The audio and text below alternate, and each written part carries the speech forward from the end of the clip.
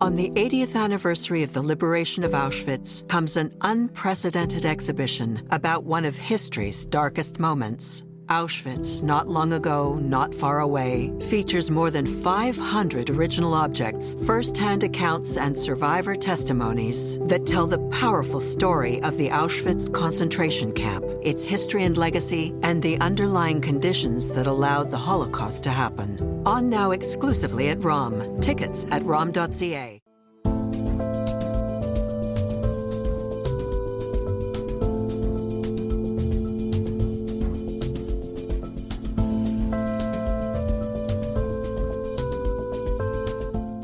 And it affected terribly our community, for example.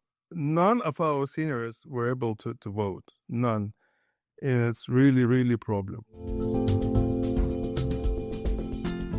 That's the voice of Rabbi Marat Ressin of Toronto. He's a prominent leader in Canada's Russian-speaking Jewish community.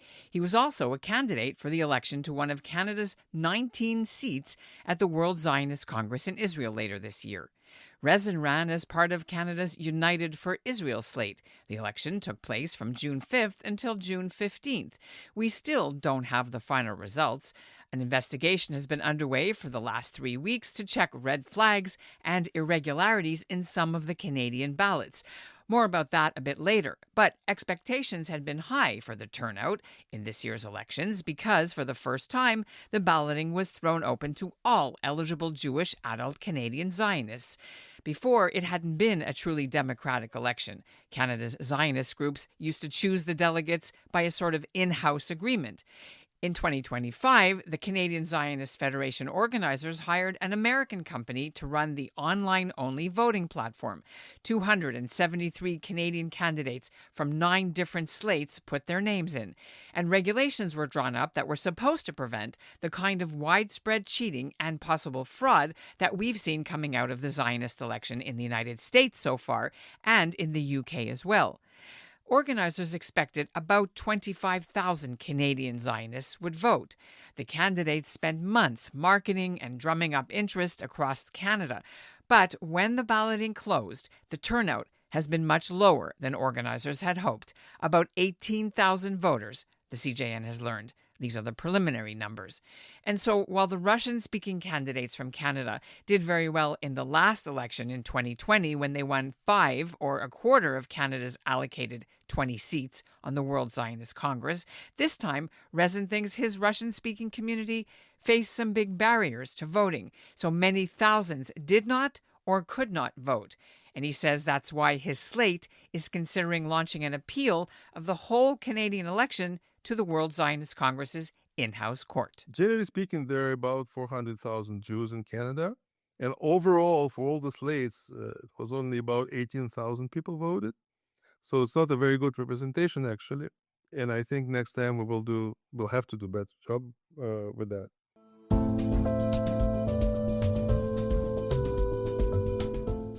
I'm Ellin Bessner, and this is what Jewish Canada sounds like for Friday, July 4th, 2025. Welcome to North Star, a podcast of the Canadian Jewish News, made possible thanks to the generous support of the Ira Gluskin and Maxine Granovsky-Gluskin Charitable Foundation. As I mentioned before, the final results of the Canadian Zionist elections aren't available yet, and that's led to some frustration and concerns from some of the 9 slates who fielded candidates. I wrote a whole long print story about it with all the allegations for the CJN's website, and you can read it if you go to the link in our show notes. In a nutshell, election officials say they're trying to rule out cheating. They've rejected 500 people who tried to vote using prepaid credit cards. A further approximately 200 votes might have come from people who also voted in the U.S. election, which is a no-no. And then there are some addresses to check out where multiple people voted. There were some other glitches, like 500 people registered but didn't complete the 2-step process to pay and then vote.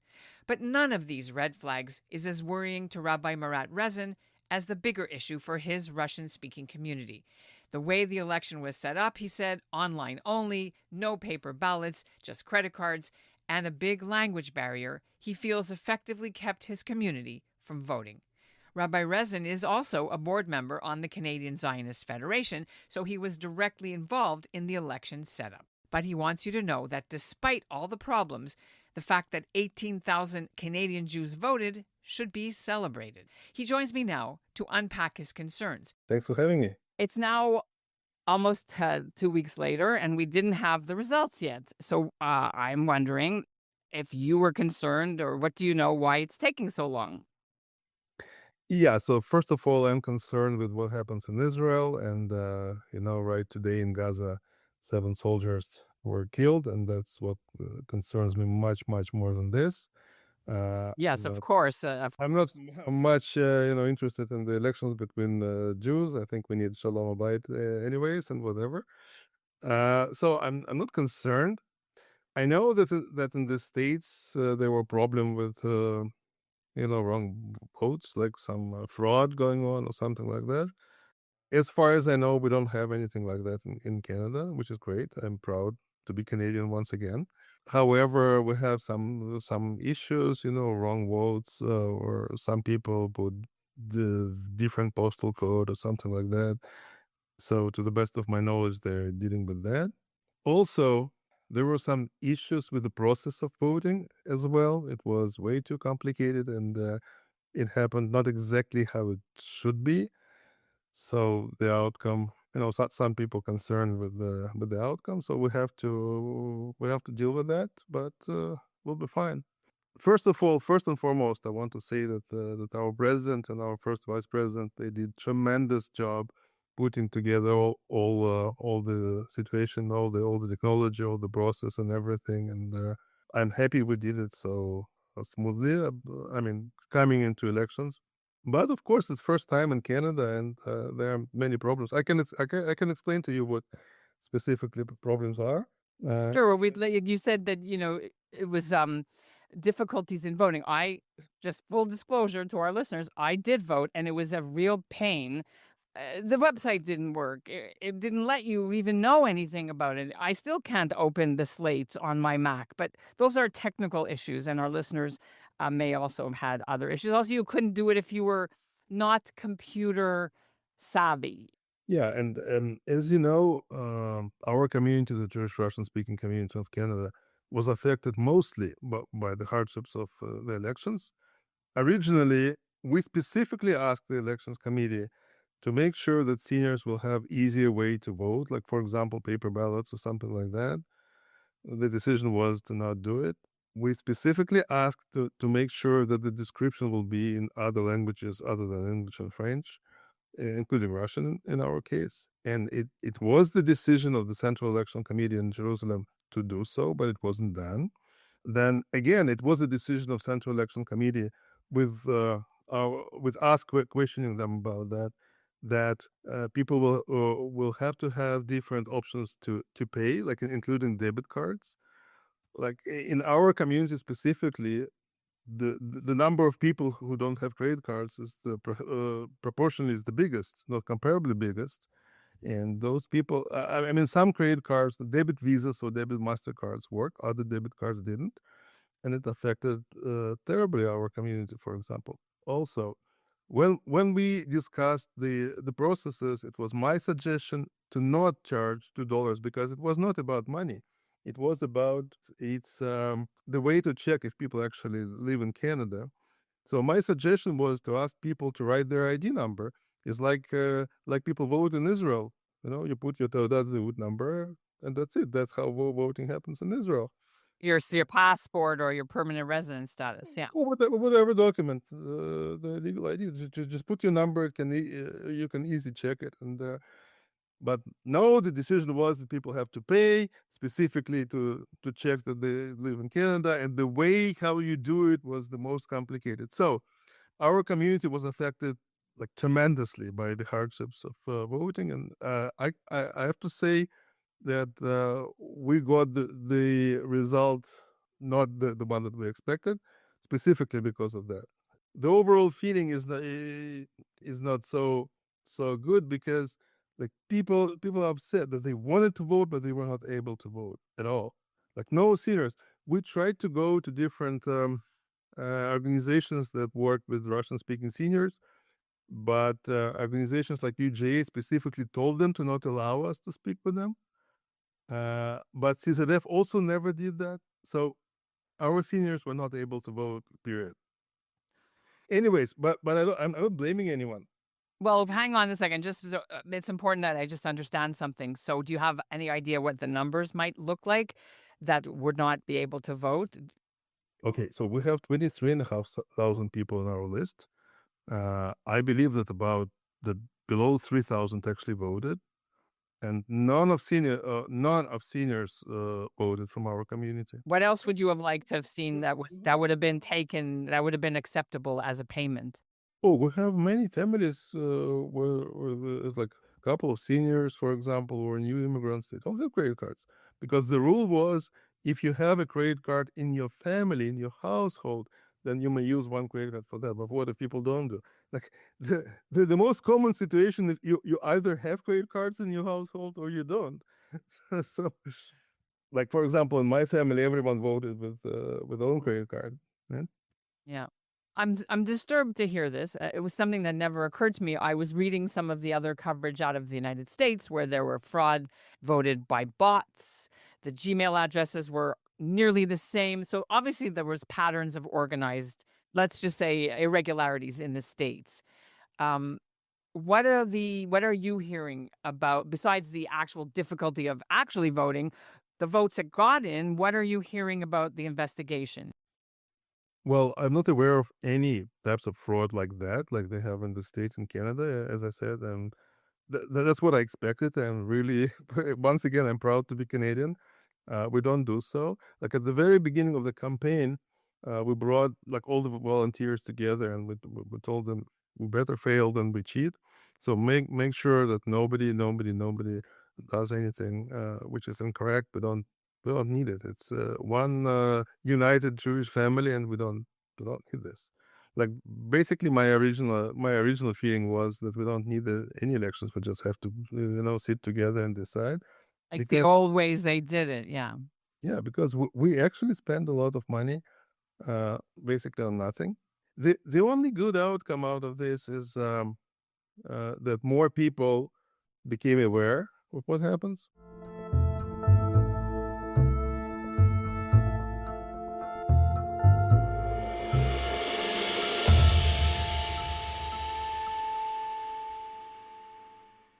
On the 80th anniversary of the liberation of Auschwitz comes an unprecedented exhibition about one of history's darkest moments. Auschwitz, not long ago, not far away, features more than 500 original objects, first-hand accounts, and survivor testimonies that tell the powerful story of the Auschwitz concentration camp, its history and legacy, and the underlying conditions that allowed the Holocaust to happen. On now exclusively at ROM. Tickets at rom.ca. You mentioned that this is the first time, and we knew this was the first time in several generations that they had had an actual, quote, democratic vote. And lots of people did not know really that it used to be done kind of by a gentleman's agreement for so many years, you know? Do you know how much they spent to actually conduct this year's vote? Well, it's hard to know. I know as organizations that will have to pay about 90,000 American dollars, but every organization also spent on marketing on something. I believe we spent about $100,000, and there are how many 9 slates, so $1 million. We spent $1 million on basically nothing. That's why my original approach was just to sit and make the decision. But people have ego. Not people here. People in Jerusalem have ego, and they influence too much people here. Like for example, in our case, our friends in Jerusalem, they cannot affect our decisions by any way. But other organizations, they're somehow more dependent on what people in Jerusalem think. What do you know in terms of the actual results? Are you able to reveal or not yet, the preliminary? No, no, no, and it's fair to not do it. I can say that basically everyone got plus minus what was expected. The only slate that got less is us, and I explained to you why. And now it may change a little bit depending on those several hundred votes that are still red flagged. Yeah. Also, our board is weighing the opportunity to apply to the Central Election Committee to appeal, because what had to be done was not done. My personal position is to not do it. I'm looking for shalom bayit, but it depends on what our board will decide, because there are certain things that had to be done, were not done. First, the description on that web, everything was complicated. Yes, the description wasn't in Russian, despite the fact that it had to be. People had to be able to vote and receive codes by SMS. It didn't work. People had to be able to pay by debit cards. It wasn't happening. We were not allowed to talk to people in organizations who deal with Russian-speaking seniors. And all of this, not good. I still think we need shalom bayit and we need to let it go. But I don't know. So in case if our organization will apply with appeal, it will take even longer. And the deadline is July 28th for the cutoff so that they can have the conference in October in Jerusalem, right? For all the votes all around. Officially, yes, but if there will be an appeal, then it will take additional time. It's okay. It's not a problem. By the moment the Congress will take place, everything will be set.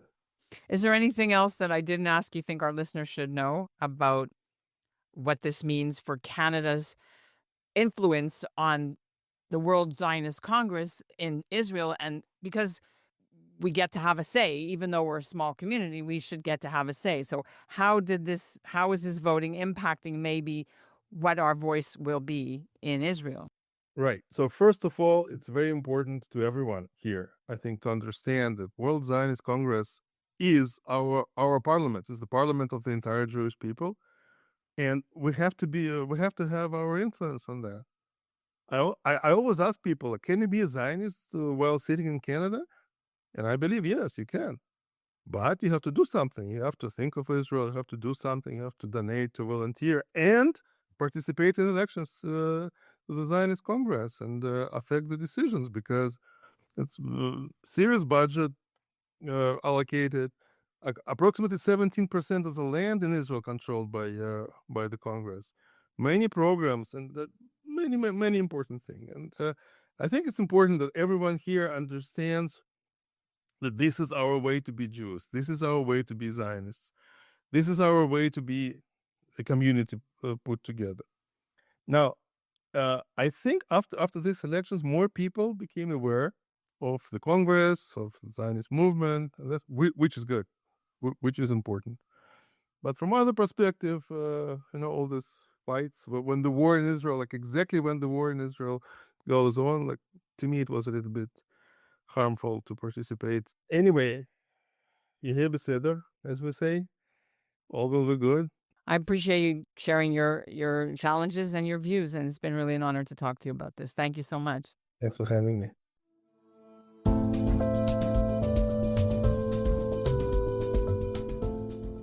And that's what Jewish Canada sounds like for this episode of North Star, made possible thanks to the generous support of the Ira Gluskin and Maxine Gronowski Gluskin Charitable Foundation.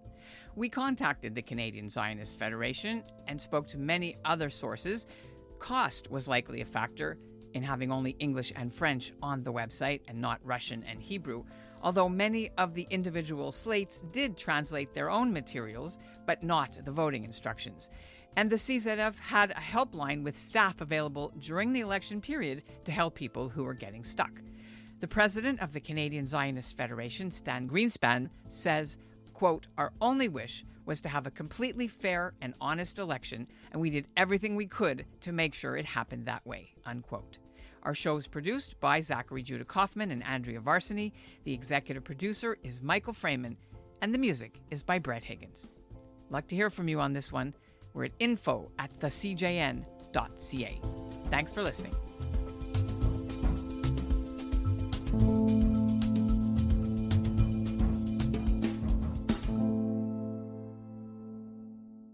On the 80th anniversary of the liberation of Auschwitz comes an unprecedented exhibition about one of history's darkest moments. Auschwitz, Not Long Ago, Not Far Away, features more than 500 original objects, first-hand accounts, and survivor testimonies that tell the powerful story of the Auschwitz concentration camp, its history and legacy, and the underlying conditions that allowed the Holocaust to happen. On now exclusively at ROM. Tickets at rom.ca.